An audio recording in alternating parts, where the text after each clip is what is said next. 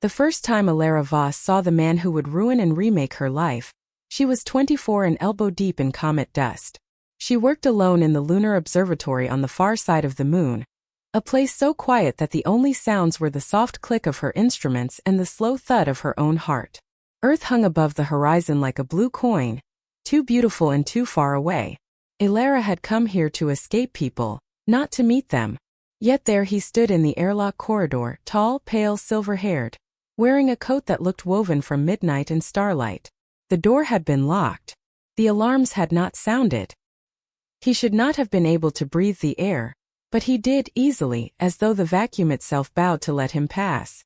"You're early," he said, voice low and accented with something that hurt to hear, like a chord played on an instrument no human throat could shape. Alara's hand went to the emergency beacon on her belt. "Who the hell are you?" "My name is Kale," he answered. "And in every future I have lived, you ask me that exact question at this exact second." She laughed once, sharp and disbelieving. "Great. A lunatic in a couture spacesuit." He stepped closer.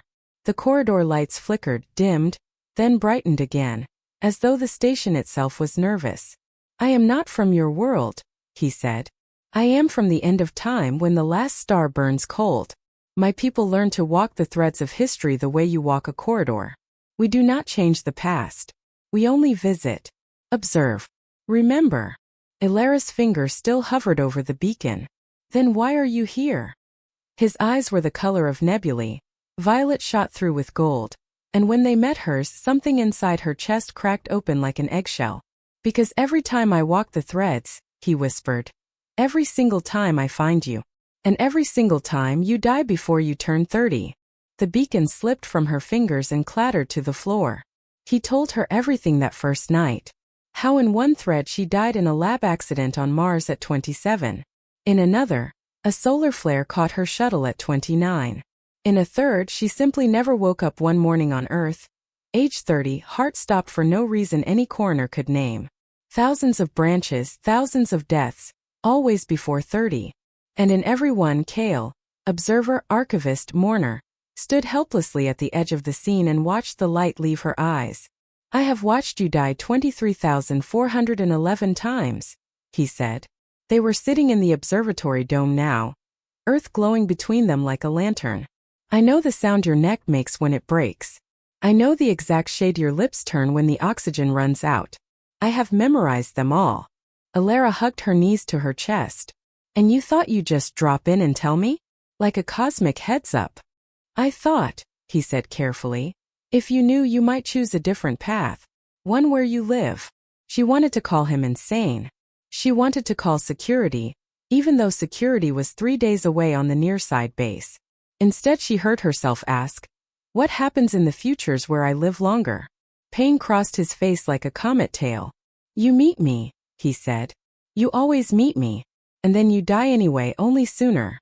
Because of me." He left before sunrise, vanishing the same way he came, a ripple in the air and the faint scent of ozone. Alara did not sleep for 3 days. She threw herself into her work, mapping the chemical ghosts of ancient supernovae, pretending the universe still made sense. But every night she stood at the viewport and searched the star field for something that moved wrong. He came back on the 30th night. This time he brought a gift. A tiny sphere of black glass no larger than a marble. When she cupped it, memories that were not hers flooded in. Her own face older, laughing on a beach with violet waves.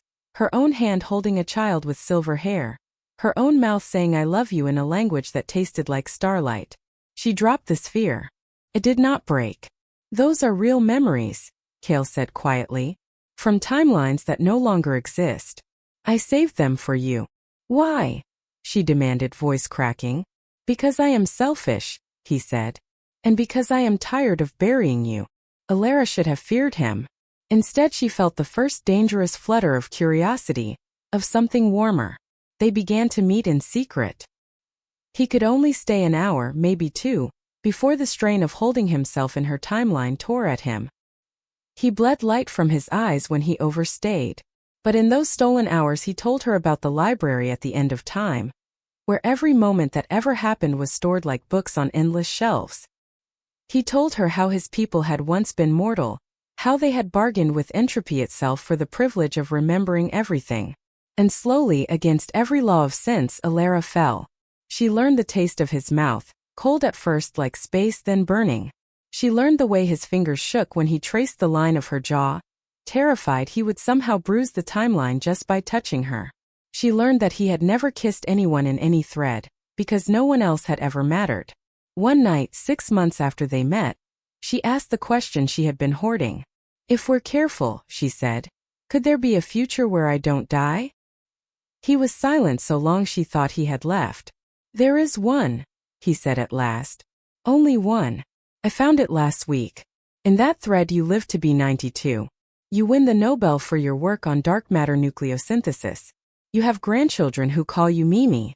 You die in your sleep on a summer night smiling." Alara's heart tried to climb out of her throat. "Then what are we waiting for?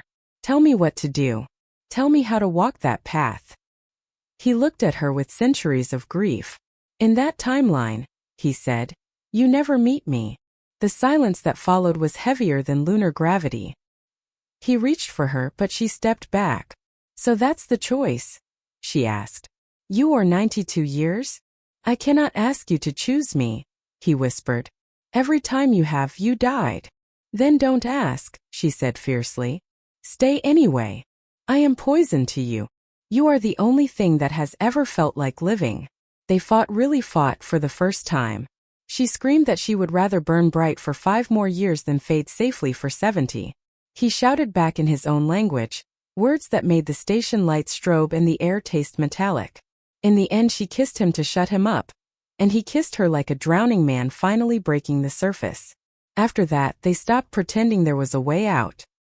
He moved into the observatory, folding himself into her narrow bunkie-cap bunk, learning how to make coffee that didn't taste like regret. She taught him sarcasm. He taught her the names of stars that would not be born for another 14 billion years. They made love under the dome with Earth watching, and for a little while the universe forgave them. But the threads began to fray. Kale's visits grew erratic. Some nights he arrived bleeding from the ears, pupils blown wide with temporal radiation. He started waking from nightmares screaming her name in futures where she had already died. Once he vanished mid-sentence and was gone for 11 days. When he returned he would not tell her where he had been, only held her until the shaking stopped. Alara's 27th birthday approached, the age of the Mars accident in the oldest thread. She woke one morning to find him packing. Not packing exactly. He owned nothing. But he stood at the viewport fully dressed in the coat of midnight and starlight, shoulders rigid. "I have to take you off the moon," he said without turning. "Today." She sat up slowly. "Why?" "Because in every remaining thread where you stay here, you die within the year. Radiation leak, micrometeorite strike, oxygen recycler failure, take your pick. I can get you to Earth. I can keep you alive a little longer." "And then what?" she asked. He finally looked at her. His eyes were red-rimmed. "And then I leave," he said. "Forever. I walk away and you get your 92 years." Alara felt the floor tilt under her. "You do that?" she asked. "Just erase yourself from my life? I have done worse things for you in timelines you will never remember." She stood, walked to him, and took the marble of black glass from the shelf, the one holding the memories of the child with silver hair. "Give me a third choice," she said. "There isn't one. There's always a third choice." She pressed the marble into his palm and closed his fingers over it. "Take me with you." He recoiled as if she had struck him. "You don't know what you're asking. I'm asking to see the library at the end of time. I'm asking to walk the threads beside you. If I only get a few years anyway, let them be years that matter. Humans can't survive the journey," he said, voice raw. "Your body would unravel. Then make me like you." The silence was so complete she heard the blood in her own ears. At last he spoke, barely audible. "There is a way. One. It would bind your timeline to mine permanently. You would become something else. Not human anymore. Not mortal. You would watch everything you love die, Earth, the sun, every star, and you would never be allowed to interfere. And if the Council of Archivists discovers I turned a local without permission, they will erase us both from every thread that ever was." Alara looked out at the blue coin of Earth. I watched my parents die when I was 12, she said quietly. A car accident on a rainy highway. I've already buried one world. I can bury another if it means I don't have to bury you. He cried then, real tears silver as mercury cutting tracks down his cheeks. I don't want to be the reason you lose everything, he choked. You're the reason I have everything, she said, and kissed the tears from his skin. They left the moon that night. The journey was agony. Kale folded space around her like paper, shielding her inside a pocket of frozen time. She felt her heart stop and restart, over and over. She saw every future she would never live flicker past like old film. But his hand never left hers. When they stepped into the library at the end of time, the universe was dark and cold and silent, except for the soft glow of a trillion crystal shelves stretching into infinity. Each crystal held a life. One of them, small, unremarkable, was hers. Kale led her to the center, where the last black dwarf cooled in a cradle of scaffolding. There he performed the ritual no archivist had dared in 10 billion years. He cut open his own chest with a blade of pure entropy and pressed her mouth to the wound. She drank starlight and memory and grief. When she pulled away, her eyes were violet shot through with gold. They erased the thread where she lived to 92. They let it burn. Centuries blurred into millennia. They walked the threads together, sometimes as lovers, sometimes as strangers forced apart by the council's edicts, always finding each other again. They watched Rome fall and rise and fall. They stood on the shores of oceans that would boil away. They held each other as the last proton decayed. And one day, there is no day at the end, but let us say one moment, the library itself began to dim. The final shelf went dark. Kale and Alara stood in the absolute night, the last two sentient things in existence. He turned to her, older now in ways no human could comprehend, silver hair floating weightless in the void. I was wrong, he said, voice soft with wonder. There was a future where you lived forever. It just wasn't the one I was looking for. Alara smiled.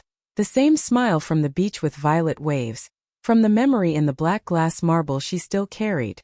I chose it anyway, she said. They kissed in the darkness that comes after entropy, where even nothing has forgotten how to be lonely.